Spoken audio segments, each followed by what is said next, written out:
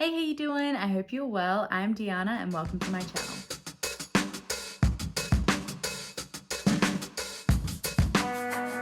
As we are nearing the end of June, today we are going to go through the mid-year book freakout tag, which was originally created by Earl Grey Books and is this Cami. I figured this would be a fun way to have a little check-in on my reading challenges, my reading goals for the year, and just let you know all the books and the authors I have been loving so far this year. And then there's some questions just in regards to my channel and my goals for that. So without further ado, let's get on to the questions. First question, easing in, is how has your 2024 reading year gone so far? And so far it has been pretty good. I am on track for my main goal, which is I always set my Goodreads goal to read 100 books each year, and so far I've read 77 books, so I am very much on track of meeting my goal. In fact, my little reading tracker spreadsheet seems to think that I will finish around 163 books this year, which is crazy. Actually, I think it's very similar to what I read last year, so we'll see how that goes. And now, in terms of my reading challenges, I have been less than successful. So at the start of the year, Hayden, my partner, picked 24 books at random from my library with the proviso that if I didn't read these books in 2024, I would have to unhaul them. Unfortunately for me, he just scrolled through my library spreadsheet. I'll link that below if you're curious to see what I've got on my shelves. And he just at random picked 24 books, some of which were fourth books in the series or, you know, the final book in a series. So it has been a lot more than 24 books.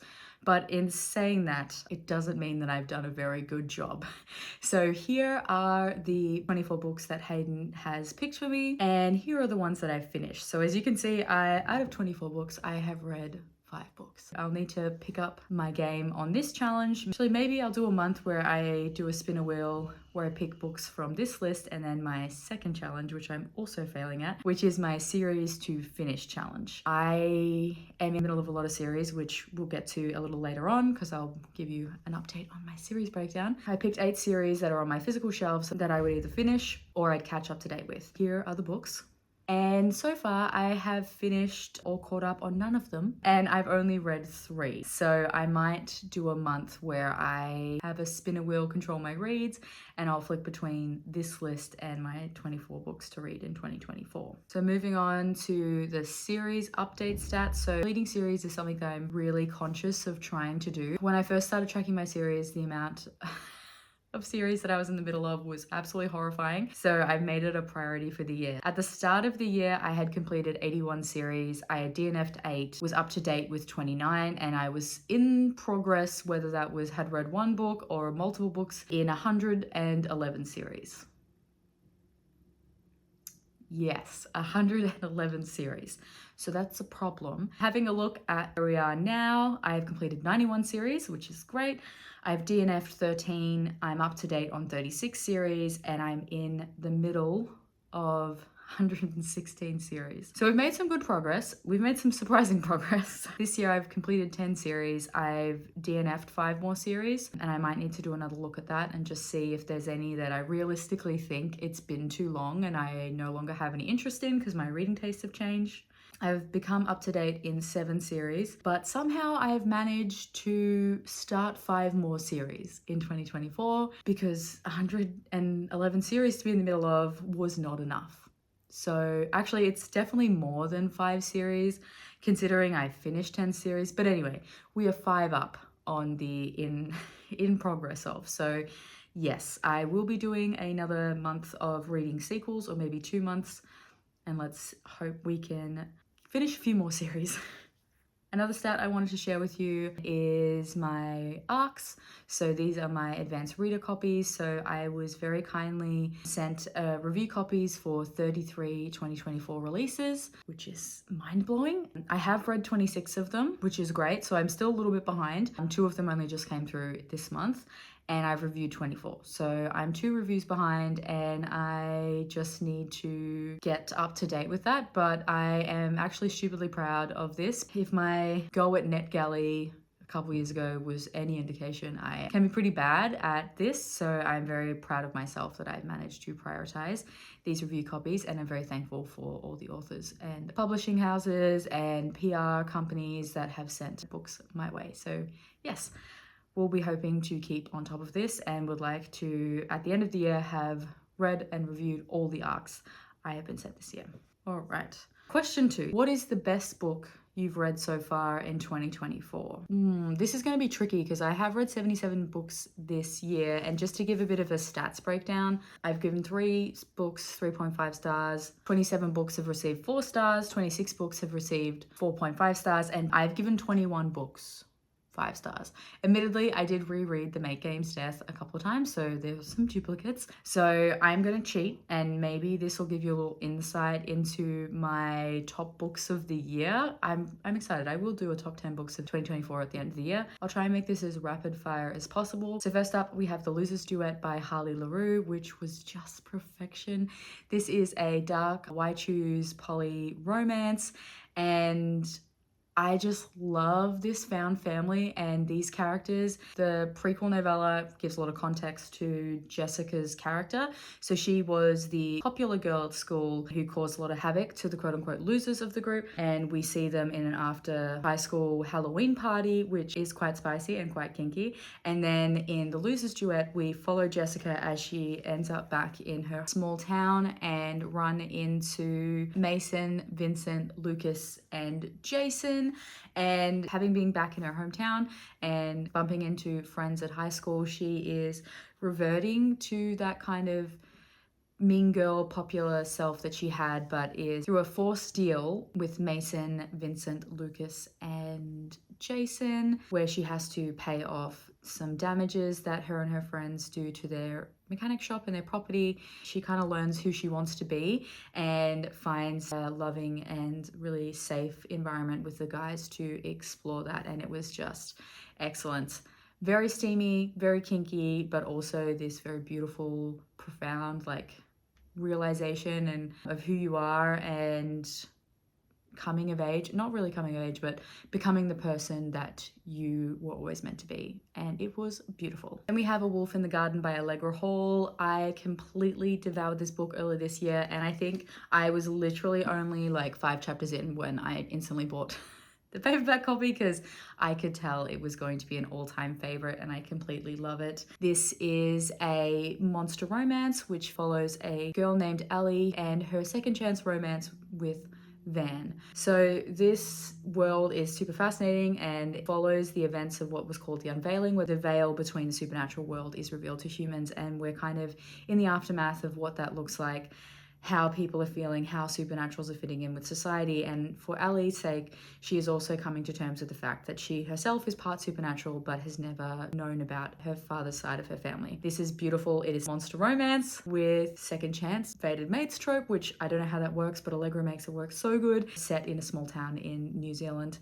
and I completely adore these characters. I love the inclusion of the Maori culture and the Maori language. It's just so beautiful and authentic to Ellie and to the story, and I'm very excited to read more from Allegra and get more stories set in this world. Then we have Endless by Devon Sinclair, which is the first book in her Clarity Coast Omegaverse series. This was just beautiful. We are following Isolde, who is coming back to her hometown after a horrific breakup with a truly horrible ex-fiance, and it's the first time in a year or so that she's shown face in her hometown, and she's coming back for her sister's wedding. Basically, as a safety net, she hires herself an escort pack because she doesn't want to show up alone, because to make matters worse, her garbage ex is also included in the wedding party. I just love Devon's take on Omegaverse. She's got the kind of very sweet side to it. We've got courting packs and scent matching and fated mates, and this was just beautiful. So the guys in the pack know straight away that she is their mate and do what they can to provide their true names and get to know her instead of it being just a regular escort job. And the way that they know that she is a flight risk and has a lot of trauma based on her past relationship, so take the time to get to know her and show that they are genuine, is just beautiful. And I completely loved this Amigaverse. To no one's surprise, we also have A Rivalry of Hearts by Tessania Odette. This is the first book in her Fae Flings and Corset Strings series, which is just so good. If you want a cozy Regency fantasy romance with Fae, which has rival writers on a book tour competing for a publishing deal, what should be based on number of sales but ends up being based on a drunken bet with who can collect as many intimate bed partners along the way, this is the book for you.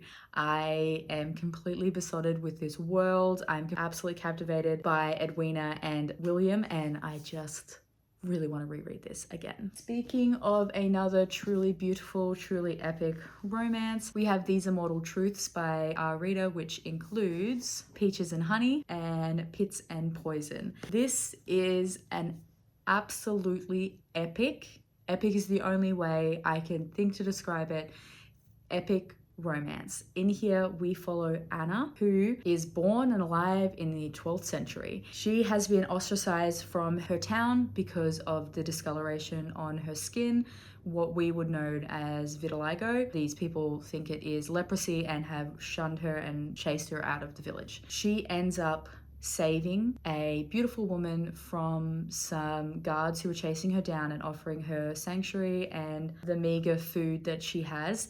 And this woman, who is taken back by the kindness that Anna has shown her, even though the world has only thrown cruelness at her face, gifts her immortality in the form of a peach. And our beautiful woman ends up being a shape-shifting god who is the inspiration for trickster gods such as Loki, and it is their romance which takes place over 800 years. If you loved The Invisible Life of Addie LaRue, this has similar vibes, but instead of focusing on the present day and having flashbacks, we actually get this chronological take of seeing Anna go through events like seeing Joan of Arc being burnt at the stake, the Black Death, we have the Underground Railroad, we have the return of the Spanish Armada. There's mentions of, the Incas, the Aztecs, the Mayan people being decimated by the Spanish conquistadors. We have the American Revolution. We have the American Civil War. There is a couple of scenes in the end of the final book where they're in Australia, which just honestly made my heart sing. And yes, absolutely beautiful, absolutely epic. We get to see Anna learn who she is and just this endless kindness that she has to people to, ensure that they can survive. Well, we've also got Kieran, who is this shape-shifting god who will do anything to protect her, but also is not above making sure she stands on her own feet. He is very dramatic at times, and if you're looking for a hero which is a little howl-coded from House Moving Castle, Kieran might be your man.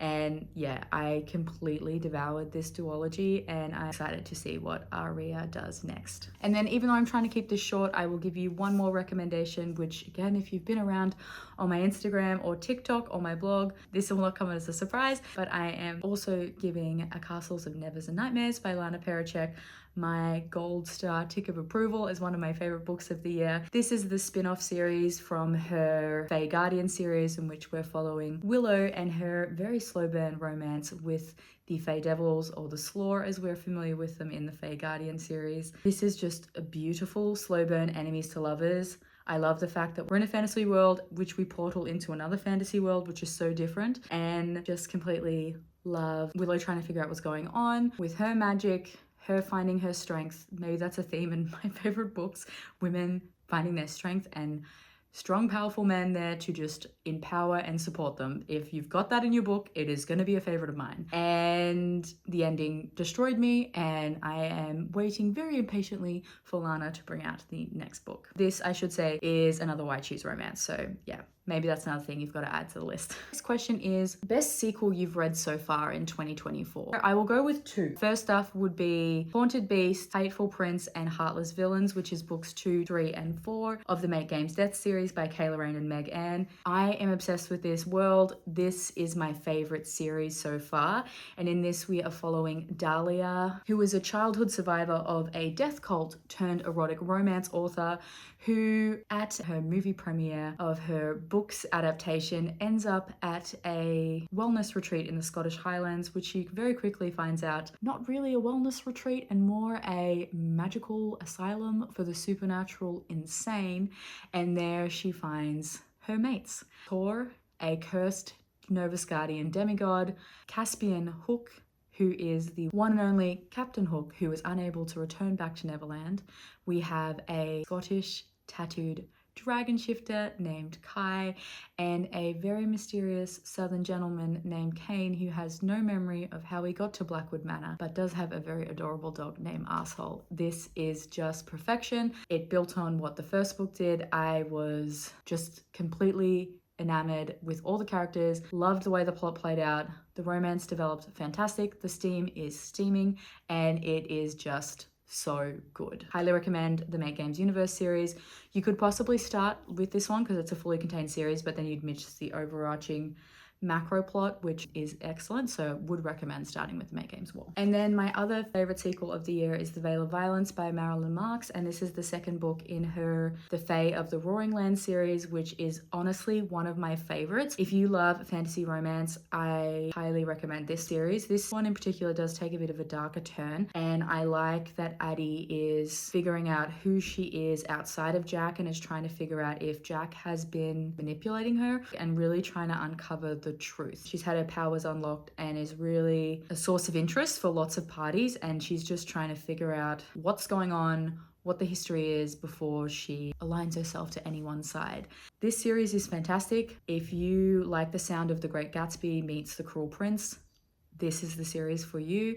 We are following Addie, who is considered to be cursed as she sees devils, and ever since she was a child on the full moon has seen a dark prince come to her dreams and claim that they are fated to be together, and doesn't really think much of it until she ends up in New York and comes face to face with this devil prince in the form of Jack Warren, who is a mafia kingpin and is running the gangs in Prohibition New York, and it is just excellent. I don't know what's going to happen in the next book, but I am on the edge of my seat waiting to figure out where this series goes. Next question is a new release you haven't read yet but want to, and that is so many. In particular, thinking of an ebook off the top of my head or an audiobook, we have Reveler by Jane Washington, which is the fourth book in her Ironside Academy series, which I binge read the first 3 books earlier this year and was completely captivated. It is a Why Choose Omegaverse,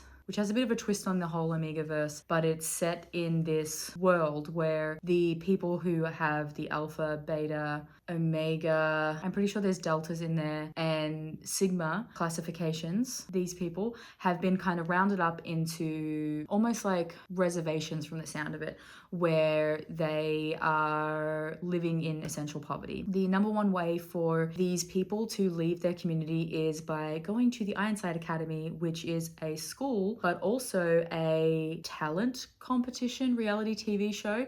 And each school year there is a winner who becomes the next biggest pop star, the next biggest movie star, the next biggest action star, sports star, and they are able to live in regular society. And we follow Isabel Carter, who is the heir to one of the previous winners of Ironside, however is a Sigma, which is the lowest caste in this world, and they have no authority in this world, and everyone thinks they are the worst caste ever. And it is her Why Choose romance with not 1, not 2, not 3, but 10 alphas. Yes, that took that took my little brain a second to wrap my head around, and I'm pretty sure at this point I do have all the guys in line, but it is a lot. I'm not gonna lie.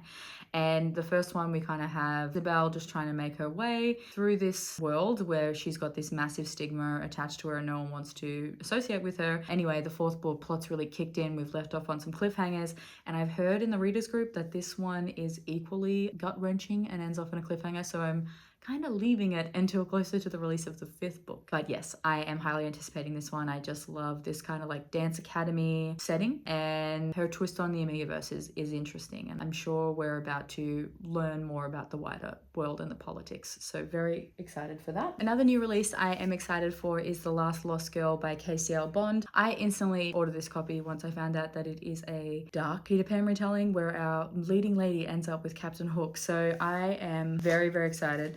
Also, look at this. I could not buy it. And actually, I'm picking this one up quite soon as it fits one of the prompts for the Summer of Romantasy-a-thon challenge. So in this one, we are following Ava, who is struggling to provide for herself and her sister, who is increasingly falling into madness, raving about twin stars she can see in the night, shadows, lost boys, and a island named Neverland. Something happens and the sister is dragged into Neverland, bringing Ava with her, and is taken by the lost boys. Now Peter has grown up and has become darker than the Disney fairy tale would imagine, and has taken total control of the island. Luckily for Ava, she runs into the arms of a charming man with a hook for a hand who vows to help her save her sister from the lost boys. And I am so excited to get to this one. I love Peter Pan and I love a Peter Pan retelling, so this one is definitely high up on my TBR. And then last for the new releases that I think this counts because it was re-released this year,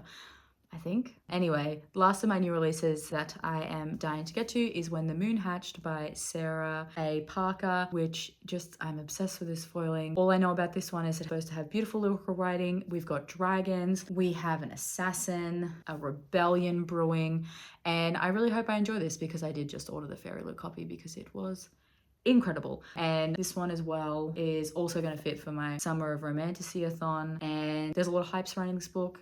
I love dragons. I want to know what love is. No, I want to know what all the hype is about. Next up, we have what is your most anticipated release for the rest of the year? Now, to no one's surprise, I have a few options for this one because I clearly suck at just picking one option. So first off, we have Primal Mirror, which is the 23rd book in Nalini Singh's Changeling series. I completely love this series. This series is my original Ride or Die series, and I just need to know what's going to happen next. I'm pretty sure we're back with the leopards. And yes, I'm obsessed with this series.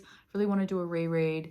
I've been wanting to do a reread now for a few years, but maybe I will look at prioritizing it next year. I have already pre-ordered that one and expect I will read and finish it on release day because I have no chill when it comes to Nalini Singh. Next would be My Feral Romance by Tessania Odette, which is the second book in her Fae Flings and Corset Strings series. I mean, look at this cover. I love the name of the book, and we are following Daffy and Monty, who are our publishing people who have been assigned to the book tour in the first book, and I cannot wait to see their romance unfold. Then we have Priceless, which is book 2 in Devon St. Clair's Clarity Coast Omegaverse, which is going to follow Ocean. I cannot wait. I loved what we got to see of Ocean. This is going to have plus size rep, which yes for that. Also, we have a Marriage of Convenience, and I am counting down the days. Till August when that book hits my Kindle. The temptation to take a day off work and just power through that one is going to be high. And then last but not least, we have When He Desires and When He Takes by Gabriella Sanz, which is the first 2 books in her Fallen God series. I'm not sure if it's going to be like a full series, but this is Nero's duet, which if you've read The Fallen, you know. I just love Gabriella Sanz's writing. I love her take on mafia. Do I think she has an insider connection and everything feels a little too real? Maybe. But, I appreciate it because the book she writes are absolute fire. And yes, very excited to figure out what's happening to Nero. Next question is biggest disappointment of 2024 so far? I don't really have many. Like, my lowest rated book that I've given this year so far is 3.5 stars, which in my mind is still a pretty good book. Not a whole disappointment because I did still really enjoy the book as a whole, but I think in Midnight Salvation by Penelope Black, I was a little bit disappointed that we didn't get enough time for Evie and Solias's romance to develop like we had with the 2 other guys in the previous books in the series, just because that plot just the reveals, everything just kept coming like bang, bang, bang. So I would have liked, maybe that's just me being greedy, I just wanted it to be a little bit longer so we could see the relationship, because those two had been on again, off again, will they, won't they, for like the previous two books. So when they finally got together, it was a bit like, oh, okay. A little underwhelming, I would say. And then we've got, on the flip side, the biggest surprise of 2024.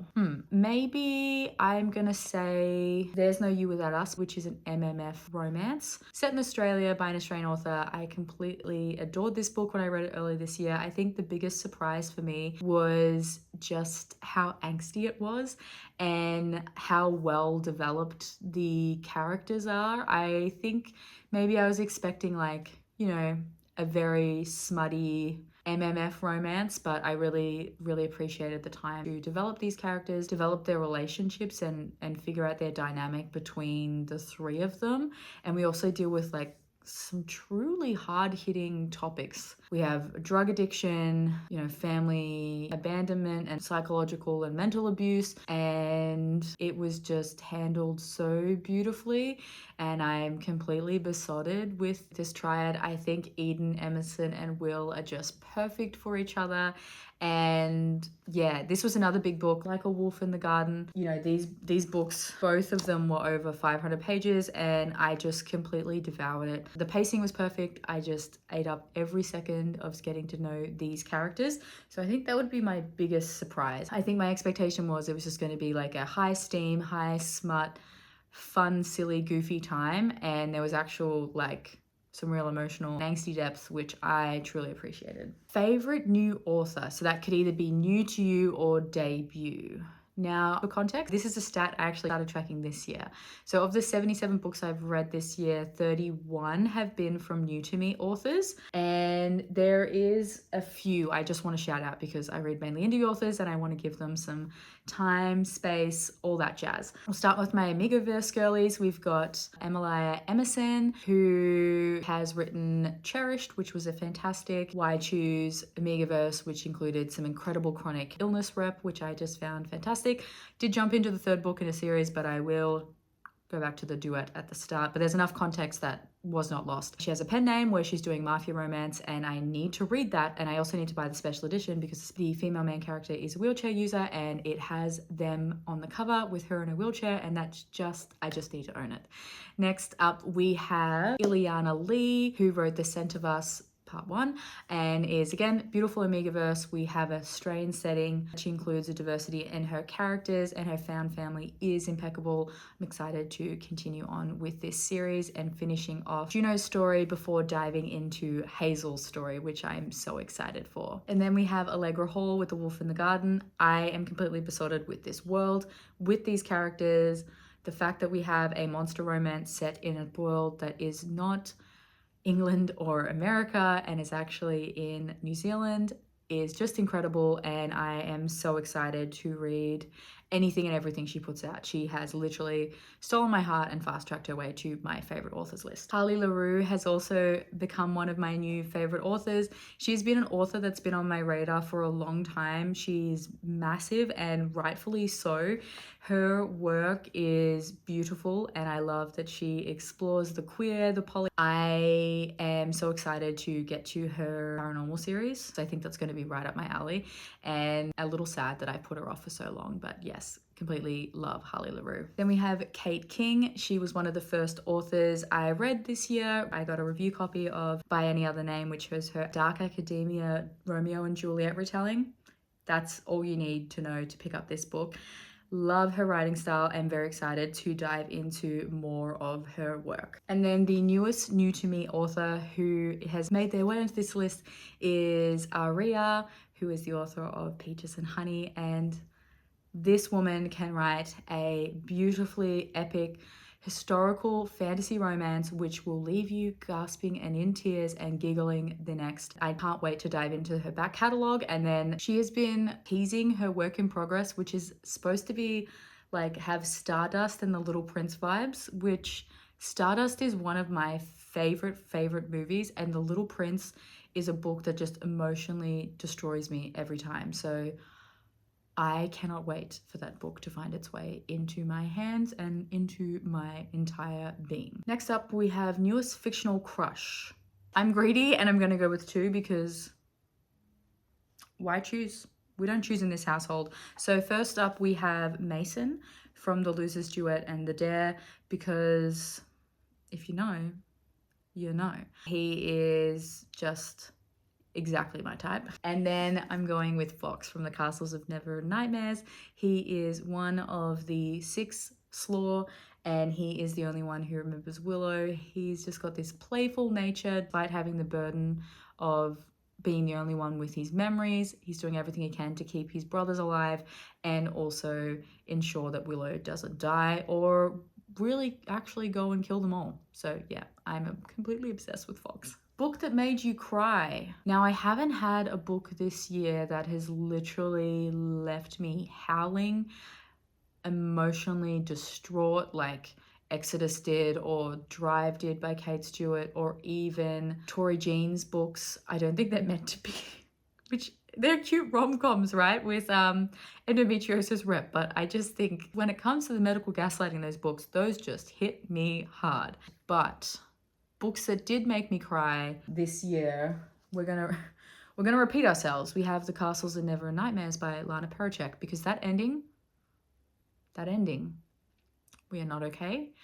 And Lana, please fix. We need to know what happens. And I cannot live in this emotional wasteland, for lack of a better word. I just need to know that everyone is okay. And then we have Peaches and Honey by Aria, which I know makes a lot of people cry because she openly has a tear jar on her Instagram and TikTok page. But wow. Pierre, just thinking about it now and everything she goes through, yeah, I teared up multiple times, but in particular with Pierre, that was particularly painful. So those books made me cry, but still looking for like the really, really good tearjerker, you know? Next is a book you saw on BookTok and regretted reading. I haven't really regretted reading any of the books I've read this year. The most beautiful books you bought this year. One's a cheat. I just realized. Okay, I'm gonna go with 2. So one is a book I did buy this year, which is A Rivalry of Hearts by Tessania Odette. I'm obsessed with this beautiful illustrated cover, and the reason why I bought this was for this stunning printed hardback. You freaking kidding me? And the minute the sequel, My Favorite Romance, hardback pre-order comes out, I will be buying straight away. And then we also have a beautiful map and some portraits. I'm losing track with my special editions when I bought them. This next beautiful book set isn't a book that I bought this year, but it is a book that came home this year. So I'm counting it, and it is Luna and Law Shop's The Make Games Pestilence box set, because I'm obsessed with it. So we have Deal with the Demon, Claimed by the Shifters, Captive of the Night, and Lost to the Moon. And I'm just obsessed with the purple foiling. We have quotes on the back, and yeah, I completely love these. Ooh, big question. The next question is, what are some books you need to read by the end of the year? Now, pretty much every book on my 2024 books to read in 2024 that I would like to keep, I will need to read. In particular, there are 2 special editions on that list, which is Iron Flame by Rebecca Yarros. I got the fancy Edge edition, so I would like to not have to throw this one out. And we have The Warlord by Callie Ash, which is one of the books I picked up at Rare last year.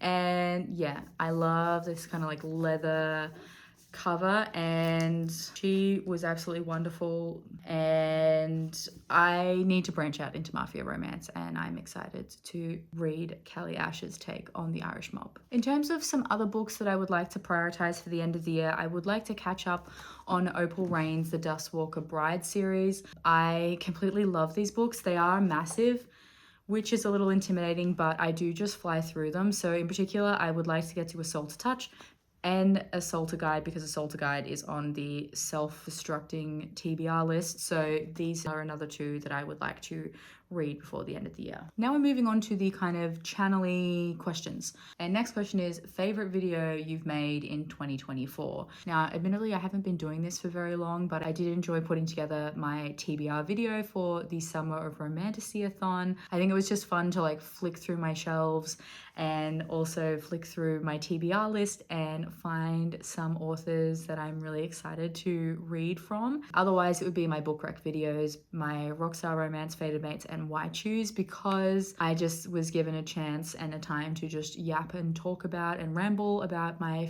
favorite books and shout out to my favorite authors. So that was a fun time. A video you thought would flop but did well. I'm still pretty new here. Everything I've been doing is just things that are for fun and some ideas that I've wanted to test out. So nothing's really flopped. I'm just very excited to see that people are viewing them. Any upcoming videos you're excited about? Probably most of them. I am a bit of a type A personality, so I have planned out my video content until mid-December.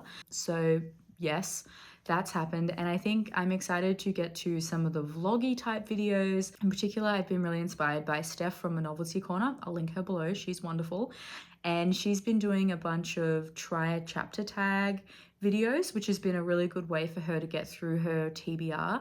And I think I want to do a couple of those, especially with, you know, those 2024 books to read in 2024 lists and my series to finish lists and sequels to finish. Like maybe that'll be a good way to kind of read some books off my TBR. And last but not least, any channel goals for the year. It would be cool to hit 500 subscribers, I think, before the end of the year. I think that's obtainable. Otherwise, my main goal really is to just keep posting one video a week. That seems to be working really well with working full time and keeping up with Instagram and my chronic pain stuff. So one video a week has been really manageable. So that is my main channel goal, is just to keep posting videos and sharing some books that I love with you all. That is all the questions. Hopefully that gives you a little snapshot of where I am reading wise this year, what I've loved, what I'm looking forward to. Comment down below and let me know what your favorite read of 2024 is, or maybe your most anticipated sequel for the end of the year. That'd be cool. Or you can leave me the book stack emoji. In the description box below, I will leave links to all the channels I've mentioned, along with any reviews if I have any. Also in the description box below will be links to my other social media channels if you would like to chat to me or follow me on any other corner of the internet. Anyway, that is all from me today, guys. I hope you're doing all kinds of well, and I will speak to you soon. See ya!